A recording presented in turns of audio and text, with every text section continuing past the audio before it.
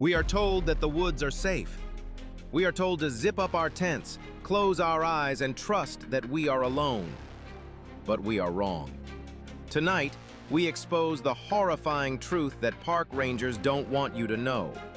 You are about to witness the most disturbing evidence of Sasquatch social behavior ever recorded. A camper wakes up to find a massive hand pressing against his nylon wall, testing the lock. A military camera captures a tactical squad of giants patrolling in the dark. The heart-stopping moment the creature returns to lay siege to a campsite. And finally, a mass migration of a clan caught on tape. You are not alone in the woods. They are watching. They are getting close. A tent is nothing but a thin layer of nylon and mesh. It offers no physical protection, only the psychological illusion of safety. We think that because we can't see out, nothing can see in. In this first harrowing clip, two campers deep in the backcountry discover that a predator doesn't need to see you to know exactly where you are sleeping. The hour when human senses are dullest, but the forest is most alive. Two friends are sleeping in a remote campsite, miles from the nearest road. They are experienced outdoorsmen, not easily spooked. But the camera is rolling for a reason. For the past hour, they have been lying awake, paralyzed by sound. Let's talk about that sound. It wasn't the erratic shuffling of a raccoon or the heavy, four-legged plodding of a bear. It was rhythmic. Thump, pause. Thump, pause. Bipedal, heavy. The sound of something weighing 800 pounds placing its feet carefully on the forest floor. The footsteps circled the tent 3 times. This is predatory assessment. The creature was looking for an entrance. The footage begins in silence, the kind of silence that rings in your ears. Then, the light from the hanging lantern casts a terrifying shadow on the orange fabric. Look closely at the shape that forms. It starts low and slides upward. It isn't a paw. It has a palm. It has long, articulated fingers. It has a thumb. It is a hand. Analyze the dimensions. The hand spans nearly 2 feet across the tent wall. The fingers are thick, sausage-like, ending in what appear to be curved claws or long nails. No human hand looks like this. No bear paw has this dexterity. The creature presses its palm against the nylon. You can see the fabric straining, stretching inward toward the campers. Imagine the psychological terror inside that tent. The campers are frozen. You can see one of them gripping his sleeping bag, his knuckles white. He is holding his breath, terrified that even the sound of an exhale will trigger an attack. The creature is testing the material. It scratches the fabric. Skirt! Skirt! The sound is agonizingly loud in the quiet night. Why is it doing this? This is investigative curiosity. The Sasquatch is feeling the texture of this strange, artificial object. It is sensing the body heat radiating from the humans inside. It knows they are there. It is literally poking its food. The shadow moves slowly upward toward the vent. It blocks out the moonlight. The creature is inches away. A millimeter of fabric is the only thing separating them from a monster. This behavior suggests confidence. It isn't afraid of the light. It isn't afraid of the humans. It is the dominant force in this clearing. After what feels like a lifetime, the hand slowly pulls back. The shadow fades. The footsteps retreat into the darkness, but the campers don't sleep again. They lay there until sunrise, weapons drawn, knowing that they were touched by the unknown. They were lucky it was just a touch. But in our next clip, we see that these creatures don't always travel alone. Sometimes they bring the whole family. For decades, the skeptic has argued that Bigfoot cannot exist because we never see groups. They claim that a breeding population requires numbers. Well, the skeptics were wrong. This next piece of evidence, captured on high-tech military-grade night vision, shows exactly that.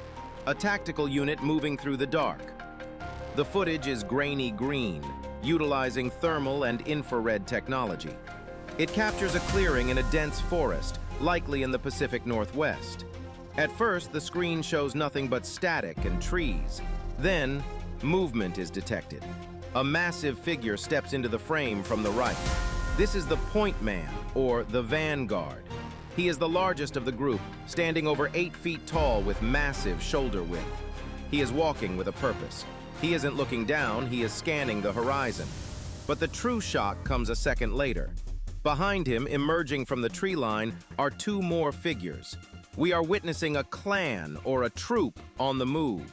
Seeing three of them together is a statistical impossibility, yet here it is. They are not walking randomly. They are in a wedge formation. The leader scans the front. The followers scan the sides. This is military logic. This is survival strategy. Why are they out here? They are foraging. A group this size acts like a vacuum cleaner for the forest. They need to consume 20,000 to 30,000 calories a day. They are sweeping the forest floor for deer, elk, berries, or anything edible. Notice the size difference. The leader is the alpha. The ones behind are slightly smaller, likely females or adolescents. This gives us a glimpse into their social structure. The strongest leads and protects the weaker members. The way they move is ghostly. This is the predatory drift. Despite weighing hundreds of pounds each, they don't bounce, they glide. Their knees are bent to absorb the impact of their steps. This communication proves they are intelligent. They are not mindless beasts running on instinct. They are calculating. This clip proves they are social. They protect each other. And if you run into one in the woods, you are never really dealing with just one. Three giants in the dark is a nightmare scenario. But what happens when the giant comes back to the tent and refuses to leave? Our next story is a sequel to terror. In horror movies, the monster always comes back for one final scare. In real life, it's even worse. The campers from our first story thought they were safe when the footsteps left. They were wrong. The creature has returned, and this time it is not just touching the tent, it is engulfing it. It is now an hour later, 4 a.m. The campers are awake, whispering, debating whether to unzip the door and run to their car. They are in a state of hyper-vigilance. Suddenly, the light from outside is blocked completely. The moon is gone. A massive, dark mass presses against the entire side of the tent. This isn't just a hand anymore, this is the torso. The creature has leaned its entire body weight against the structure. The aluminum poles are creaking, bending under the strain. You can hear the nylon stretching to its breaking point. The shadow is so large it blacks out the lantern light. It is like being swallowed whole by the night. Listen to the audio.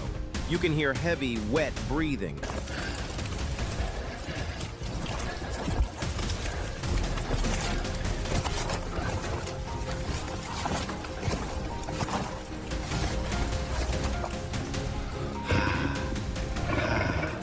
It sounds like a massive bellows.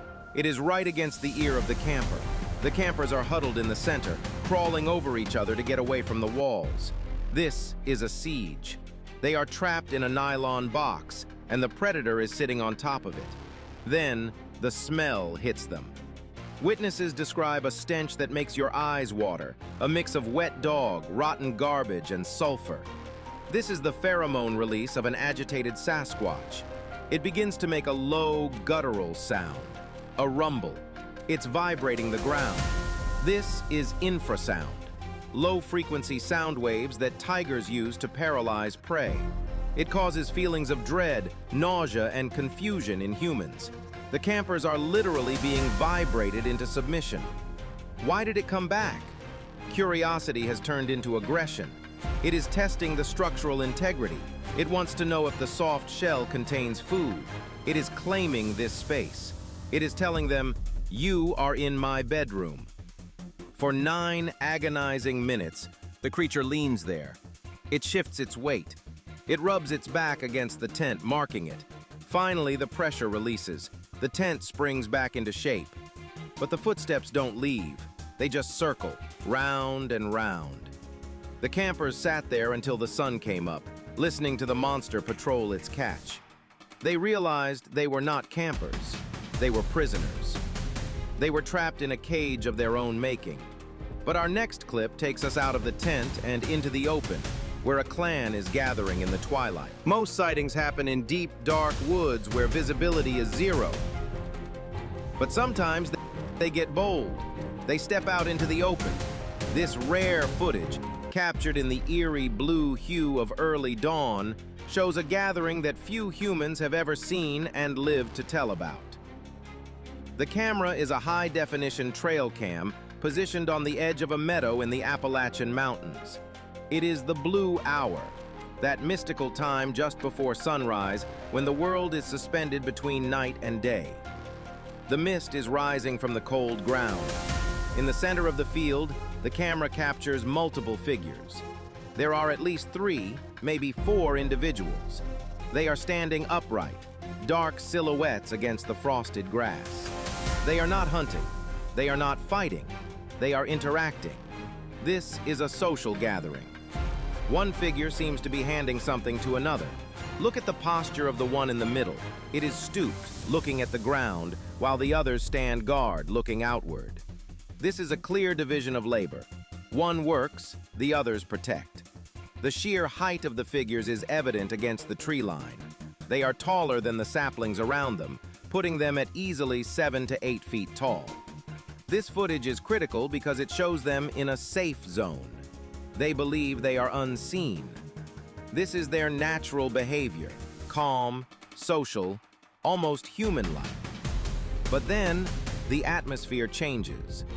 One of the figures snaps its head toward the tree line.